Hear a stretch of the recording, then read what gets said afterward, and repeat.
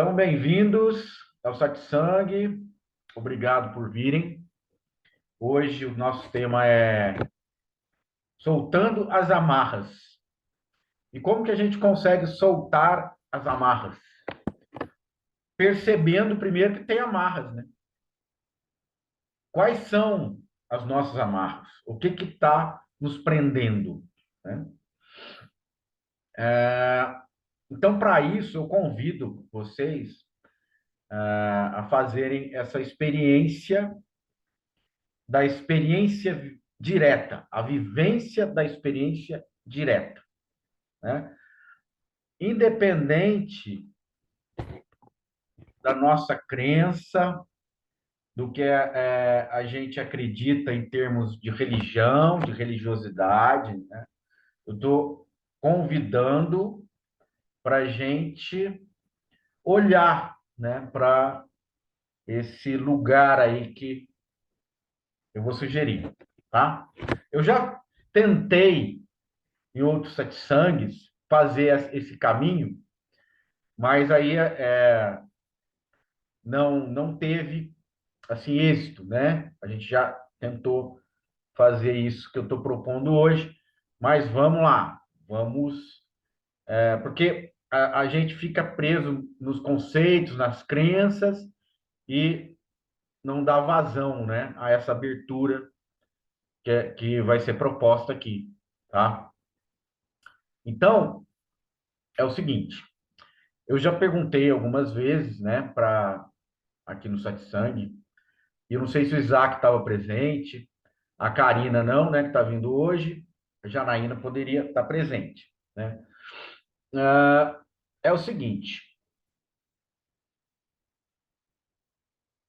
um momento, né, num passado, vamos dizer assim, né, num passado nosso, o mais distante, a memória mais distante que você tem, ou a primeira memória, né? Quando você começa a distinguir, né? Quando é muito criança, você começa a distinguir as coisas, né? Não é muito bem a informação, né? Ela não está muito bem clara, mas a gente já tem assim uma noção, né? Um pouco difusa das coisas, mas já tem uma certa noção, né? Então eu queria saber com que idade vocês têm essa memória? Começou assim a surgir uma noção de realidade, né? De que você está consciente que há algo acontecendo, né? Mais ou menos quando vocês têm essa memória? Uns 3, 4 anos, mais ou menos. Então, o que você lembra, Lili? Eu lembro de uma cena, eu era pequena, no colo de uma moça que era vizinha de casa, Aham. e ela tinha o cabelo bem comprido, aí eu pegando nos cabelos Olha dela, que assim. legal. Você mexendo no É a cabelo, primeira assim. lembrança que eu tenho. Olha, você vê que legal? E é uma lembrança afetiva, né? É uma lembrança de ter um contato, né? E é muito legal. Talvez marca por isso também. A gente não tem uma certeza assim, mas é uma sensibilidade, né? Que teve ali naquele momento e marcou, né? Legal. Isaac, Certo. Eu acho que foi com uns 3 anos também. Eu não vou saber dizer, né?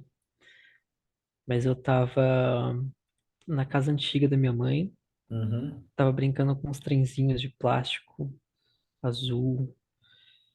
Eu lembro de uma tomada, eu lembro que ela era perigosa. Eu não sei se naquele dia ou algum outro dia depois eu fui enfiar o dedo naquela tomada. E eu lembro de uma porta que dava pro quintal.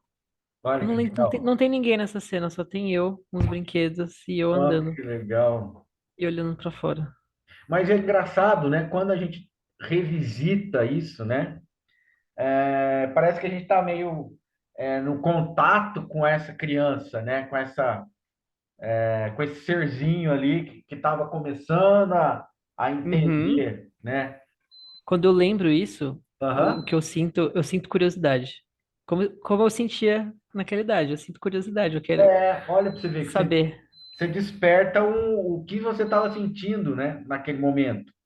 Uhum. Descobrindo, né? As coisas, descobrindo o mundo. Então, é também uma memória afetiva, né? Que ela está despertando um afeto nesse sentido. De tanto a da Lili quanto a sua, né? De um encantamento, né? Existe um encantamento com aquilo, você pegando no cabelo, né, da moça. O que será que é isso, né? Esse encantamento com esse toque, né? Com essa textura, né? Então, os trenzinhos, a tomada, né, do Isaac. Então, o que está aparecendo, né? Uma, a gente pode dizer assim, né? Uma mente em branco, né? Uma folha em branco e um início de sinais, né? Um início de leitura, né? De um conhecer, né? Isso aí, quando vocês estão falando disso, isso vai começando a evocar um sentimento de base, né? De como que a curiosidade também, essa coisa que você trouxe da curiosidade, né, Isaac? Da vontade de descobrir, né? E aí não existia nenhuma intervenção queira de pai, de mãe, social ou cultural, né? Que depois veio moldando essa, essa experiência. Então, vamos nos ater a isso, né? Isso é original. Original de fábrica. É original, porque não teve uma intervenção. Então, é nesse local, né? As coisas estavam aparecendo espontaneamente, né? Tanto o toque, o cabelo, a descoberta da textura. E além quando você descobre a textura, tem um encantamento pela realidade que surge. Né? Você lembrou da porta, né? Então, a porta, Isaac, era gigantesca, né? Uma porta de uma catedral gigantesca, né? Então, tem também essa coisa da dimensão, né? Das dimensões gigantescas e da curiosidade espontânea, né? A Karina, quer falar? Quer trazer a sua impressão? Não, Maurício, eu não consegui voltar nenhuma cena Tem assim uma cena. com clareza, não. Mas você está pegando aí mais ou menos o sentido, né? Que a gente está trazendo. Claro, sim, claro. A Valéria, acho que até falou uma vez, né, Valéria? Sim, Maurício, eu já falei a minha experiência. Isso, dos 4 anos, né? Sim, Mais ou menos. A Janaína, o Vitor. Vitor falou mais ou menos 4 anos, né? Se quiserem, o Vitor falar alguma coisa. Quer, Vitor? Trazer. Eu estava em frente ao espelho, Uhum. tinha um bibe, um- uma bata aos quadradinhos azuis. Hum. Ahm, Curiosamente, já ouvia o silêncio. Olha que lindo. Lembro-me de ouvir o silêncio, que é este mesmo silêncio que eu ouço hoje, pronto, aqui agora atribuo outro significado, claro. Maravilha. É isso. Maravilha. Ó, o que o Vitor está trazendo é que desde essa primeira memória, né, que ele captura, que ele consegue capturar, existe algo que não mudou, né? Que é a mesma qualidade essencial, né? Que também a cultura, a sociedade, os aprendizados, as intervenções que eu estou chamando aqui, elas não interferiram, né? Elas não tiveram influência. Então, todos esses sentimentos, essas sensações que elas estão surgindo a partir dessa, dessa experiência de ter buscado essa memória, é muito interessante e, ao mesmo tempo, reveladora. Porque, veja, o Vitor traz, já o silêncio estava lá, esse mesmo silêncio. Só que aí não existia nenhuma construção conceitual sobre o silêncio. Ele era o silêncio espontaneamente acontecendo, originalmente acontecendo, como acontece até hoje, né? Mas depois que vem essa construção cultural, né, social, ela vem trazendo significados e, e aí isso perde a originalidade, né? Então, justamente isso, naquele momento ali, né, de todos aqui que trouxeram essas experiências, não havia uma noção do jeito que há hoje de uma pessoa. Não havia alguém ali tendo a experiência. Não havia essa noção de do Vitor reconhecendo o silêncio. Havia um reconhecimento do silêncio, mas não por uma pessoa, não por uma individualidade, não por uma construção conceitual, né? Então, a gente analisando nessa perspectiva, fica muito claro que a existência, a realidade, da forma que ela acontece, sem intervenções, da forma que ela acontece, inclusive até agora, até hoje, né?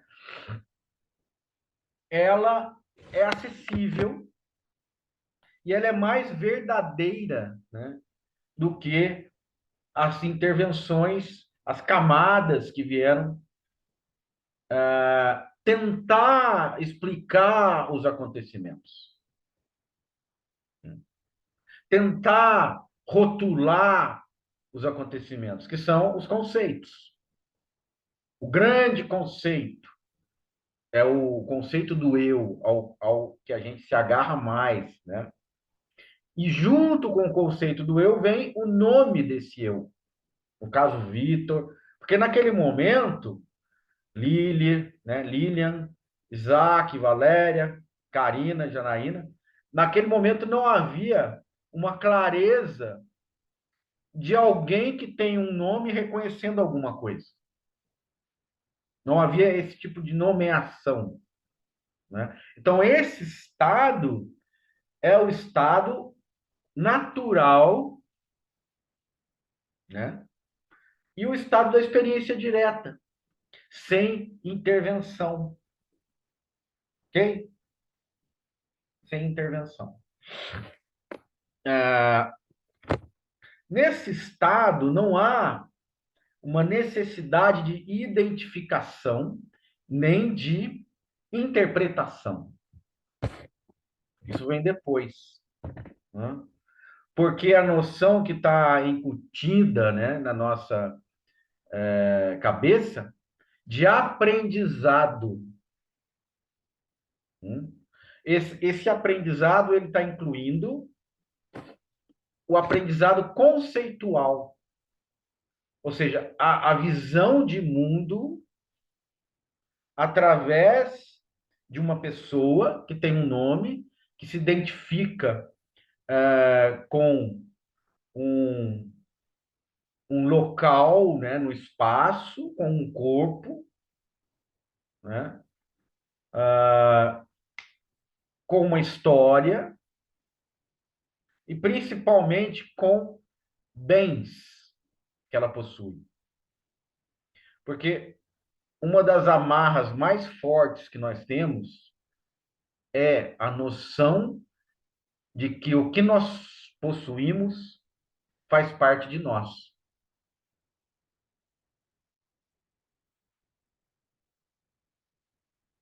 Isso é muito importante, enquanto identificação das amarras, né? Então, antes de soltar as amarras, temos que identificar as amarras. E isso é uma coisa que tem que ser vista na experiência direta. Não adianta a gente elaborar um pensamento acerca disso, né? Eu estou na minha casa, né? Eu estou no meu quarto, eu tenho um carro, esse é o meu carro, aquela pessoa, a relação que você tem com a pessoa, né? De parentesco ou de amizade. Então, tudo isso você vai começando a nomear de meu, minha, meu, minha. E aí você está acrescentando isso a essa ideia de um eu. Então, o eu não é meramente uma construção abstrata. Ele é uma construção concreta, baseada no que você acha que possui.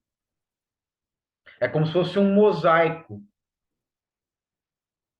tá? É um mosaico que vai se construindo, né? Que é também essa imagem de construção, é uma construção, ela tem blocos, né? Então a gente começa a identificar o que a gente interpreta como você mesmo, né? Então, por exemplo, quem sou eu? Aí você fala, eu sou tal pessoa, eu gosto disso, eu tenho isso, a minha profissão é essa, eu estudei em tal lugar, eu tenho uma história, então essa é a minha história, é a minha formação, a minha profissão, os meus relacionamentos. Então, tudo isso é o corpo do eu. Você não é proprietária ou proprietário somente do seu corpo.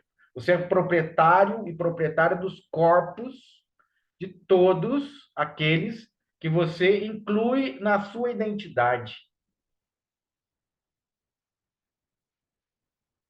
né? Então, gente, vamos dar um choque nisso.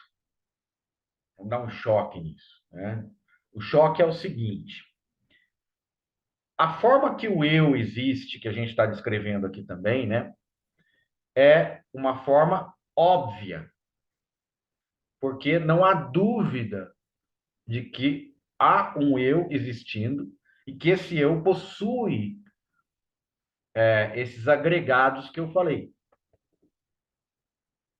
Isso acontece no nível intelectual, essa formação desse eu. Na experiência direta, não existe esse eu. Você não consegue distinguir onde se encontra isso.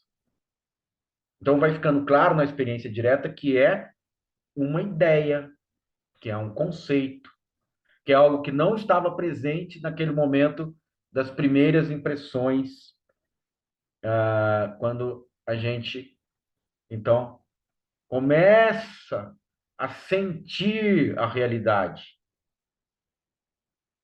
né? E aí também, quando a gente começa a sentir essa realidade, a gente não tem noção de início. Eu comecei a sentir a realidade. Por quê? Porque não tem um eu sentindo a realidade. A realidade acontece, né? As impressões sobre a realidade acontecem, né? Quando a Lília toca o cabelo da pessoa, a sensação daquele toque, daquela textura acontece. Simplesmente. Né? Então, quando a gente está, né, nessa primeira experiência, a gente sente que é uma experiência de abertura, mas não de tempo, mas não de início, mas não de sequência, porque aquela experiência ficou marcada, mas depois a próxima você não sabe qual foi. A próxima não foi marcada. De repente aparece uma outra, de repente aparece uma outra, mas não tem uma sequência, né? Não tem. Elas aparecem como um flash, surge, não dentro da sequência. Então, o convite é olhar para isso, olhar para essa experiência, verificar a dinâmica da experiência, como que ela acontece, a forma que ela acontece.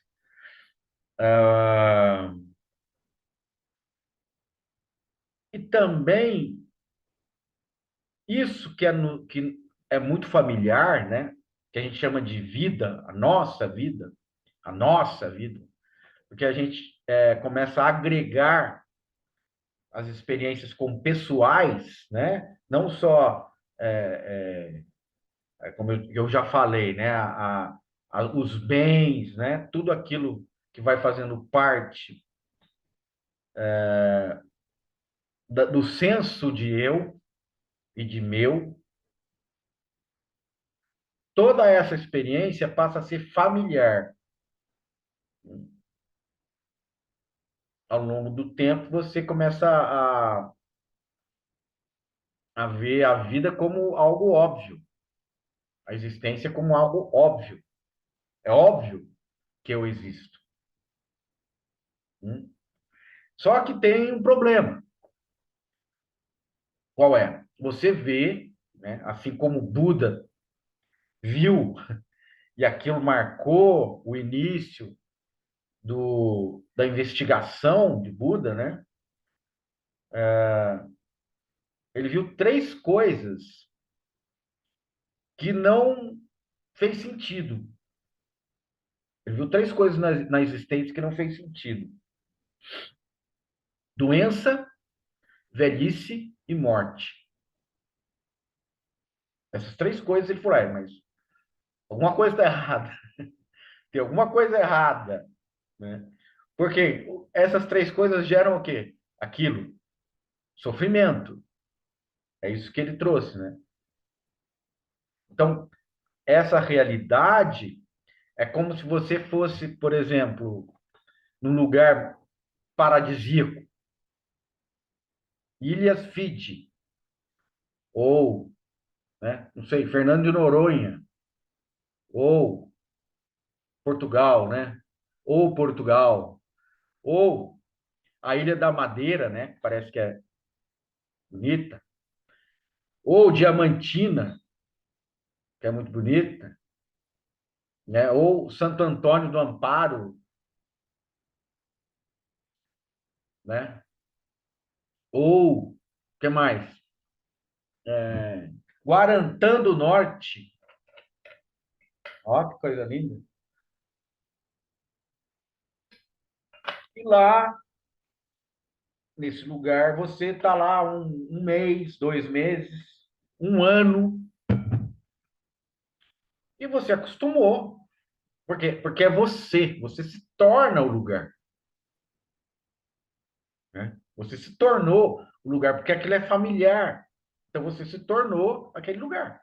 Você se torna a sua casa, você se torna a sua cidade, você se torna ah, os, as manias que você tem, as suas atividades, você se torna isso. E aí nasce uma certeza, uma sensação de que isso que está acontecendo é óbvio. Então, eu falei das Ilhas Fiji, né?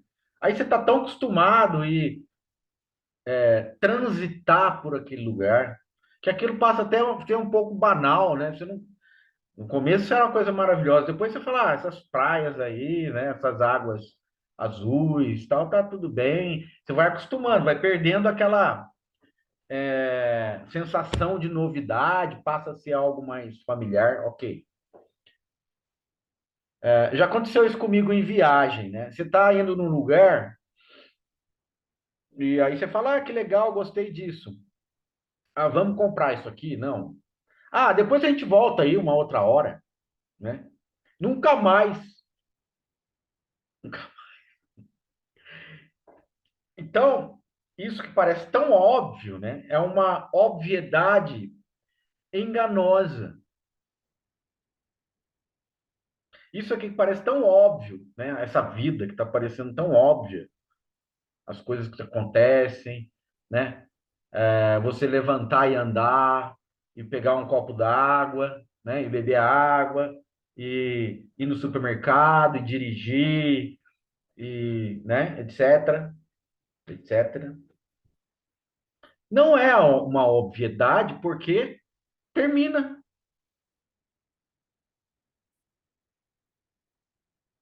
Então a pergunta é: você está preparada ou preparado para o término dessa experiência? Quando a gente fala isso, o que que ressoa aí? Como é que você, o que que surge, né? Como é que você recebe essa notícia? Vai acabar. Assim como tudo que você viveu até hoje, acabou. Aí você recorda com uma certa nostalgia, né? Que é bonito. Ah, aquela época de criança. Tem até aquela poesia. Ó, que saudade que eu tenho da aurora da minha vida, da minha infância querida, que os anos não trazem mais. Casimiro de Abreu, né? Então, é isso, né? E se a gente ficar identificado com a experiência do eu, na sensação do eu, a morte é uma tragédia.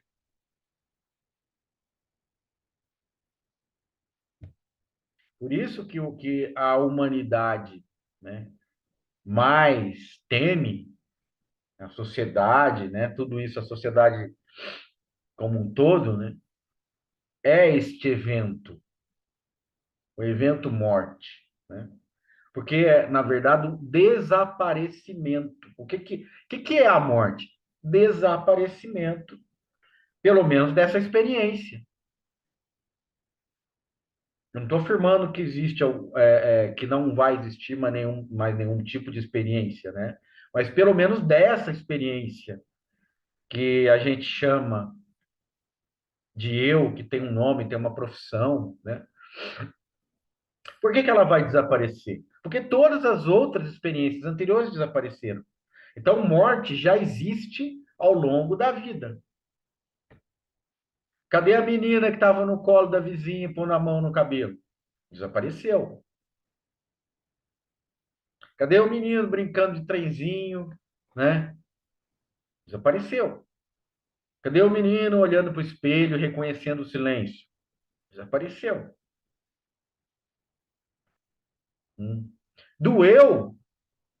Não. Por quê? Porque as experiências se sucederam. Hoje você pode olhar com uma nostalgia, mas não com um sentimento de perda. Nada foi perdido. Por quê? Porque nada pode ser acrescentado.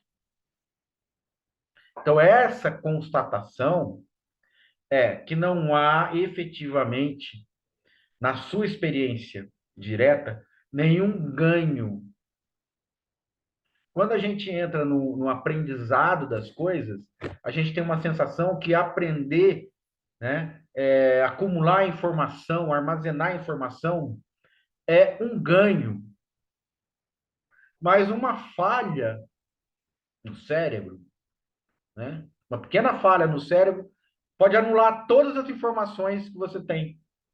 Então, não há uma garantia que essas informações são suas, pertencem a você. Ela está ali armazenada por um tempo,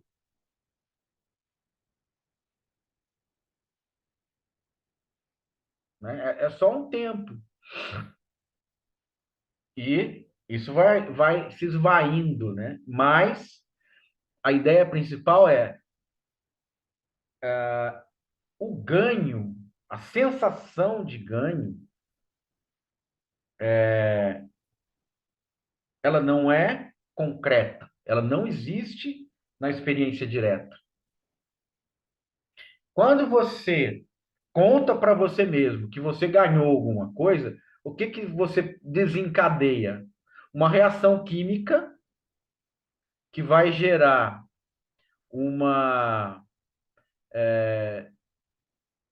uma liberação de serotonina, né? Ocitacina, aqueles hormônios da alegria, né? Do prazer. Você vai sentir um prazer. Ah, eu ganhei um presente que eu queria muito. Eu ganhei. Então, na verdade, o presente que você acha que ganhou é um gatilho que faz essa reação química do prazer. E ela cessa durante um tempo, ela dura e depois acaba, né? Então, o que que realmente é um ganho? Uma reação química. Uma reação química temporária, assim como todas as coisas, né? São temporárias. Então, não existe efetivamente um ganho. O que existe é prazer surgindo em momentos em que você entende que aquilo é uma sensação, né, de prazer, de desfrute. E a decepção e a perda também é uma sensação gerada por essa emoção, né? Da frustração. Ah, isso aqui foi perdido, acabou, né? Mas são marcas da experiência acontecendo. A experiência vai acontecendo e essas marcas vão surgindo e vão desaparecendo. Então, isso que a gente está descrevendo é como ocorre a manifestação, né? A manifestação está assim, ocorrendo assim. E se a gente for se apegar em cada movimento dessa manifestação ou da experiência e achar que realmente essa experiência está havendo uma perda, está havendo um ganho, né? Está havendo uma mudança, como aparentemente acontece, nós estamos nos perdendo e estamos no sentido não dessa perda efetiva, né? Mas nos perdendo na ilusão das coisas, né? Nos confundindo com esses movimentos, nos deixando levar por esses movimentos. E o que que a gente está fazendo? Acreditando que é real. E não é. São só movimentos que surgem, desaparecem, surgem, desaparecem. Então, se você conseguir, com discernimento e clareza, entender que o eu é um movimento que surge e desaparece também como tudo que surge e desaparece na manifestação, você não vai temer a morte. Um outro motivo para você não temer a morte?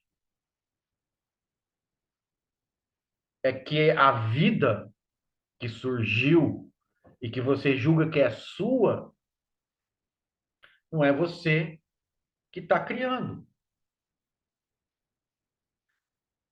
Essa realidade que surgiu lá com 2 anos, 3 anos, 4 anos, não foi algo provocado por você. Por isso, isso não é seu, né? O que que machuca mais a gente? O sentimento de propriedade sobre o fenômeno. O fenômeno vida é um fenômeno livre da ideia de posse.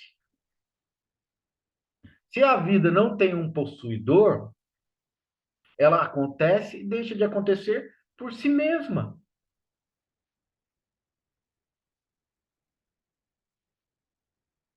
Não há aí alguém que esteja vivo ou esteja morto. O que há é vida acontece, vida deixa de acontecer. Chove, faz sol, venta, para de ventar, né? Primavera, as flores vêm. Verão, o sol. Outono, o frio, friozinho. O chá, a lareira, o inverno.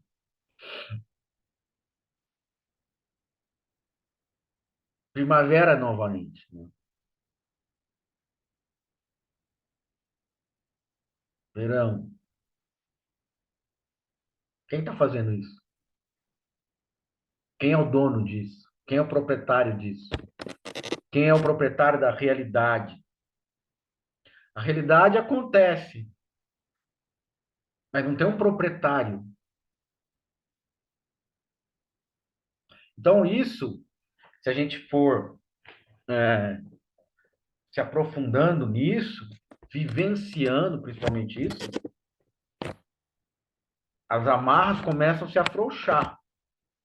Mas o mais interessante é que no final você vai ver que não tem ninguém que estava amarrado.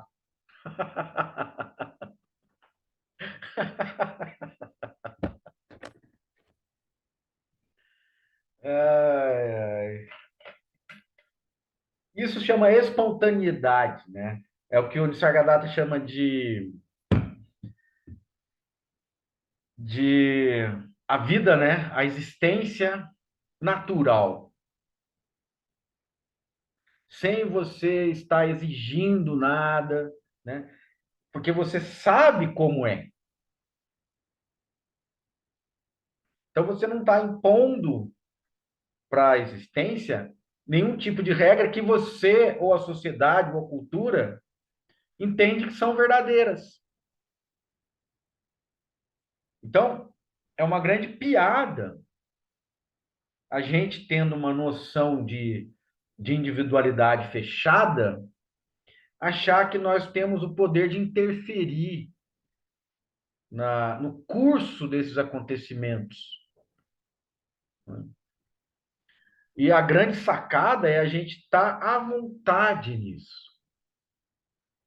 Se você está à vontade, sabendo que é assim, logicamente, às vezes no começo dá um choque. Mas depois você vai ficar à vontade, né? É como se você estivesse lá nas Ilhas Fiji, depois aquelas ilhas ficaram ilhas comuns. No início era um paraíso, depois ficou comum e depois desaparece. E não tem nenhum problema em desaparecer. Porque aquelas ilhas surgem e não tem nenhum proprietário. O proprietário está na cabeça. Alguém que compra uma casa na Ilha Fiji. Alguém que acha que é proprietário de uma casa nas Ilhas Fiji. As Ilhas Fiji estão lá a milhares de quilômetros de onde você mora, mas você é proprietário de uma casa na Ilhas Fiji. Mas você não está na casa. Como assim você é proprietário? Depois um momento que você vai até essa casa, Você pode entrar na casa e sair da casa, é o máximo que você pode fazer. Você não... E o que quer dizer que essa casa é sua? Se ela existe provisoriamente, temporariamente, assim como você. Inclusive, você pode desaparecer e a casa continuar lá. Como que existe propriedade de alguma coisa se você desaparece e aquilo continua? Então, não é uma ideia absurda a ideia de propriedade sobre as coisas? O máximo que você pode fazer é usufruir, né? Mas não se apegar dessa forma, é meu, né? Então, se você usufrui sabendo como é, há uma naturalidade, um retorno àquele estado natural, né? Que a gente fala. Quando você só vê a textura e ali é tudo. Olha a sacada. Quando você brinca com um trenzinho e ali é tudo. Porque não precisa de mais nada. Porque não tem como acrescentar alguma coisa àquilo. E também não tem como perder aquela experiência. Porque cada experiência que você tem, ela é completa em si mesma. Por isso que você não sente falta. Se você estiver no estado natural, cada experiência que você tiver, ela é completa em si mesma, até mesmo a morte. O sono, né? Então, o temor, né, o medo é sempre ligado, né, sempre vinculado a algo que não aconteceu. Eu só posso ter medo de algo que não aconteceu. A partir do momento que está acontecendo, não tem mais motivo para ter medo, né? E se você admite tudo que está acontecendo como o estado completo e perfeito do que é e do que está, porque as pessoas falam muito do estado do né? Do sou, mas não falam do estado estou. Quem está? Mas há uma sensação da experiência acontecendo. E quando a experiência acontece, ela é completa nela mesma. Então não há uma sensação de que a experiência deve ser acrescentada de algo, porque ela é completa. Em todos os momentos ela é completa. Nada falta, nada excede. E quando nasce a frustração de que a experiência não é completa? Quando nasce a ideia de eu, quando nasce a ideia de propriedade, de acréscimo e de perda, porque são ideias. Maurício, Oi, Lili. quando você fala que é completa, você quer dizer que não está faltando nada? É. O que está faltando agora aqui, nesse momento? Né? Agora, se você começa a vincular isso à construção de conceitos, na qual está presente o eu, você começa a ter a ideia de precariedade, de escassez, né? E de que algo deve ser preenchido. Eu preciso, de necessidade, né?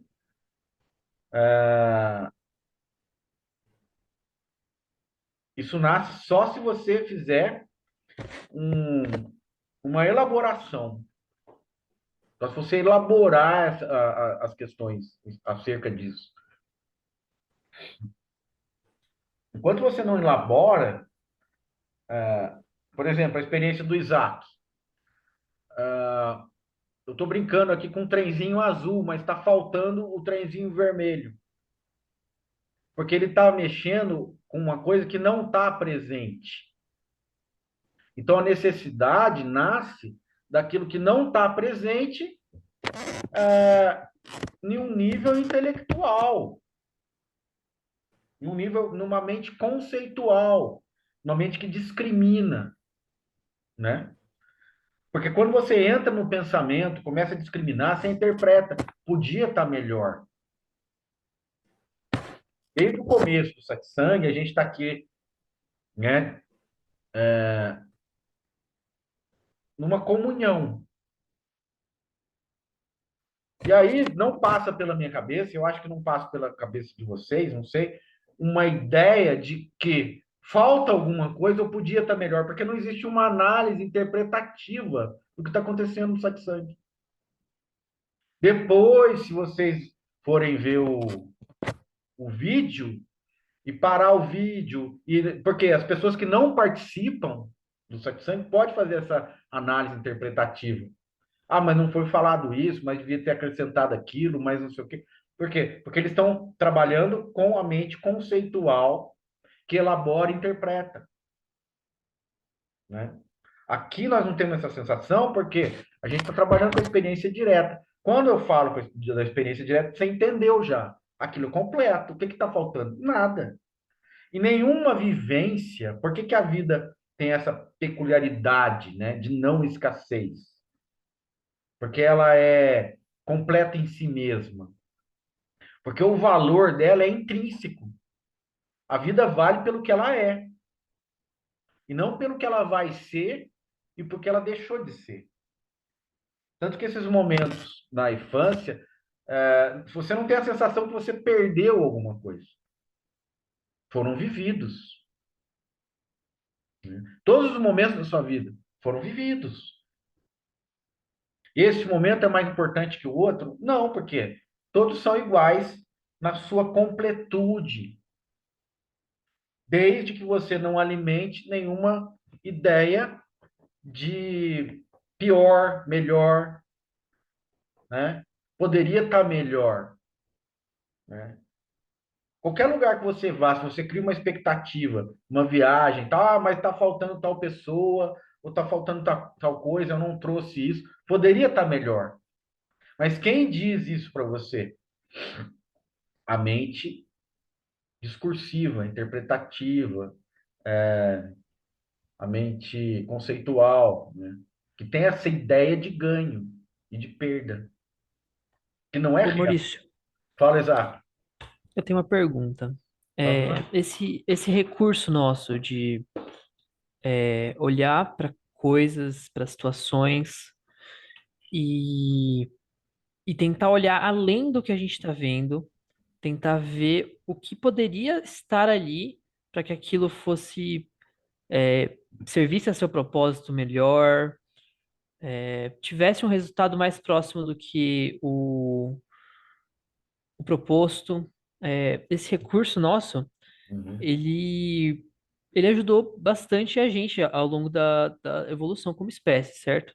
Aham. A gente sobreviver, Lógico, no geral. A nossa sobrevivência é importante a gente usar esse recurso. é verdade. E quando a gente vê a falta de algo, quando a gente está observando acontecer, a gente está prestando atenção na falta de outras coisas ali que poderiam agregar ali, é ali que vem o sofrimento, certo? Vamos pensar, a tecnologia, né? Vamos traduzir isso como tecnologia. É,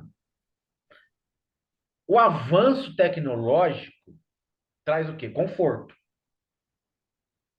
Conforto é importante? É importante. O avanço tecnológico, por exemplo, na medicina, ele traz assim uma qualidade de assistência às pessoas que não existia antes. Então, ela ameniza a dor, né? Ela tem tratamentos eficazes, medicamentos mais eficazes, né? Ah, então, o Nisargadatta, ele também usa isso. A gente pode chamar isso de ciência também, né? A ciência, ela vai ampliando os limites, mas ela sempre tem um limite. Então, a gente não vai descartar isso como algo sem valor, né? Por quê? Perdão, ô Perdão, Maurício, eu acho que diga, a gente foi para caminhos muito diferentes. diga, Então, diga. eu estava imaginando algo muito simples mesmo. Por exemplo, eu estou aqui existindo e eu sinto fome. Ah, básico. Eu sentia algo que não está presente aqui. Inclusive, eu sentia a não presença de comida. Uhum. E quando eu senti essa falta, eu vou tentar satisfazer a minha fome. Entendi. E aí A vamos supor ques- que eu não consegui satisfazer minha fome. Eu vou sofrer. Olha, essa questão de perda e ganho, ela não entra, né? Olha, eu estou perdendo a saciedade, por exemplo. Então, eu estou sentindo fome. Eu quero comida, né? Enquanto eu não tenho essa comida, vai gerar o sofrimento. Mas aí não entra isso, né? Essa perda de saciedade como ideia. Ela entra como uma necessidade biológica. É o organismo que está reclamando isso. Então, isso não é um raciocínio. Vou começar a ter fome, vou deixar de ter fome. Isso não está nesse âmbito que a gente está colocando, né? É lógico, foi por causa da fome que o ser humano se organizou melhor, que criou a agricultura, né? Que criou a pecuária, que criou. Então, isso tudo vem de daquilo que eu estava falando um pouco antes, é suprir uma necessidade biológica. Agora, essa ideia que a gente está acostumado a tratar e que gera um sofrimento de perda e de ganho, né? É um nível racional, intelectual, né? Por exemplo, uma competição, qualquer competição, aquele que chega em primeiro lugar, aquele que conquista o primeiro lugar, ele tem uma ideia de que todos os outros perderam, né? Existe uma convenção de que todos perderam e que existe um vencedor. Mas isso é só uma ideia. Isso não é real, isso não é uma experiência direta. Isso é uma escalonização, né? Uma categoria de valor. Foi inventada. É uma convenção, né? Até nas escrituras aí na Bíblia, né? O Evangelho fala: os primeiros serão os últimos serão os primeiros. Tá tendo uma inversão, né? E também está anulando esse tipo de ideia. Quem que são os primeiros, quem são os últimos, né? Os primeiros serão os últimos os primeiros. Então, é nesse sentido. Agora, no sentido biológico, olha, eu vou sofrer se não tiver um alimento, mas eu vou procurar o alimento, é algo que o organismo está reclamando. Assim como o ar, né, que é aquilo que é mais básico do básico é respirar. Se eu não consigo respirar, o que acontece? O organismo desaparece. Né? Ele vai sucumbir. Se eu não consigo comer, ele vai sucumbir. Isso vai gerar um sofrimento? Lógico que vai gerar um sofrimento. Mas é um sofrimento em um nível diferente, né? Um nível básico. Mas se você traz para um nível psicológico, que a gente pode chamar também, você fala assim: olha, eu estou sem comer, por quê? Porque os meus inimigos fizeram alguma coisa, ou alguém fez alguma coisa que está impossibilitando a chegada de comida para mim. Então, além da fome, você vai sentir raiva, você vai sentir ódio, e esse sentimento é psicológico, porque houve uma elaboração de que alguém é culpado disso, né? Então aí eu lembro daquela história, né, que o, o discípulo, ele estava lá num rio com uma canoa, num rio. E de repente vem uma canoa e bate na canoa dele, com uma violência muito grande.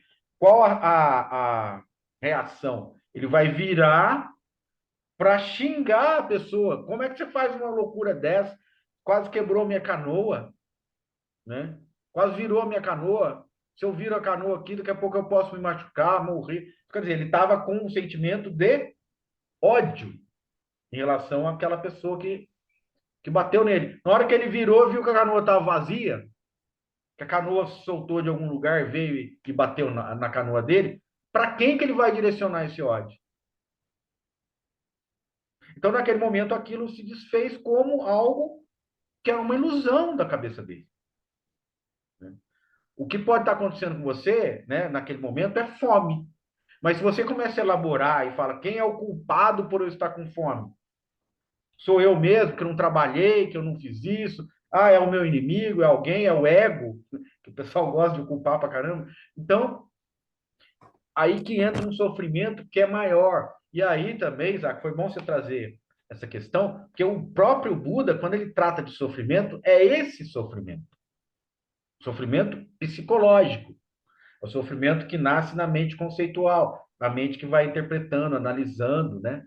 Pesando, avaliando. E aí, nessas avaliações, nesses julgamentos, sempre vai ter um culpado. E esse culpado é que vai ser odiado. E se for você o culpado, você vai sentir esse sentimento, culpa, que também não é bom. E que aí é o sofrimento que a gente está falando.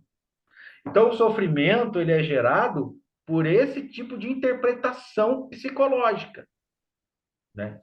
E é desse sentimento que o Buda fala, para que dá para você se livrar disso, porque isso não existe na experiência direta. É uma criação da mente.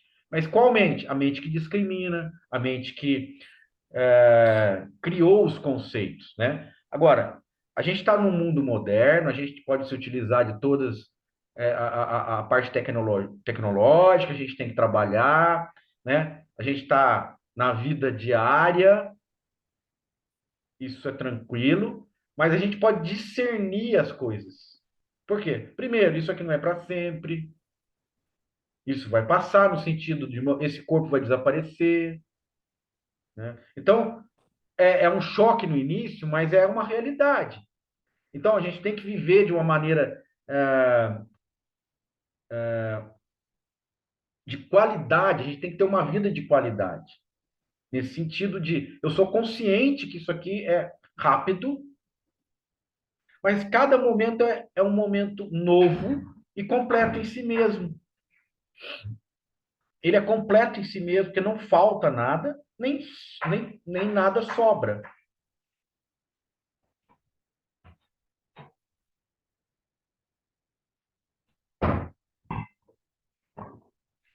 E o sofrimento psicológico vem das interpretações sobre os fatos. Ganhei isso, perdi isso, fui ofendido, né? Etc. Então, é esse sofrimento, né?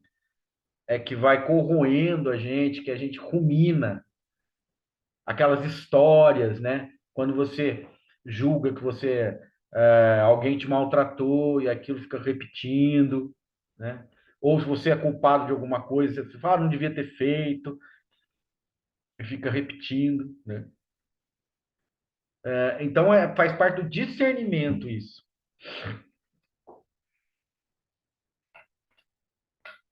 Ficou claro, Zá?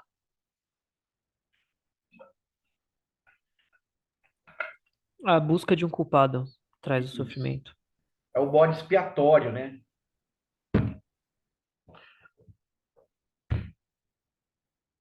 E existe uma elaboração sobre essas coisas. Então, agora, a experiência ou o estado natural que a gente está falando é um estado que não traz nenhuma sensação de sofrimento, porque não é esperado nada diferente. Mas podia ser melhor. Ah, mas podia ser de outro jeito. Ah, eu fui lá, tomei um sorvete de chocolate, mas na verdade eu queria de morango. Então começa a sofrer. E aí a gente perde um momento da completude da experiência, que a gente está se deixando levar pela mente discursiva, conceitual, que surge também nessa manifestação. Ah, tá errado, para a gente não cair numa dualidade, né? Essa mente aí tá errada. Essa mente é do diabo. Não é isso, ela também faz parte, está surgindo. Agora, surge a vontade de ir atrás dela, beleza, mas você vai sofrer. Então você não precisa ir atrás dela. Dá para você ficar nesse momento sentindo aquilo que você sentiu quando esse eu não estava completamente formado, né? Então, você está naquela sensação de abertura sempre. Então, essa é a receita, vamos dizer. Ó, sensação de abertura, sensação de abertura. Saber que surge, desaparece. Se trouxer algo alienígena, algo de fora, haverá sofrimento. Que não devia ser assim, né? Mas isso não podia acontecer. Mas isso está errado. A gente olhar que tudo está surgindo e não é a nossa interpretação a realidade. A realidade é diferente da nossa interpretação. A nossa interpretação é que faz o sofrimento surgir, né? Ok, gente?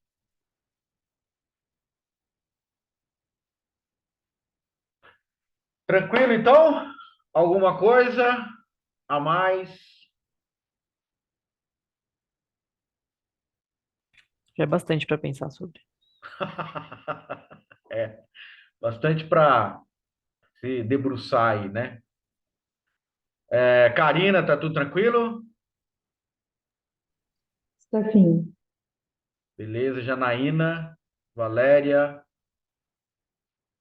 Ok, Maurício. ok, Vitor, Lili. Obrigado, então, gente. Até a próxima.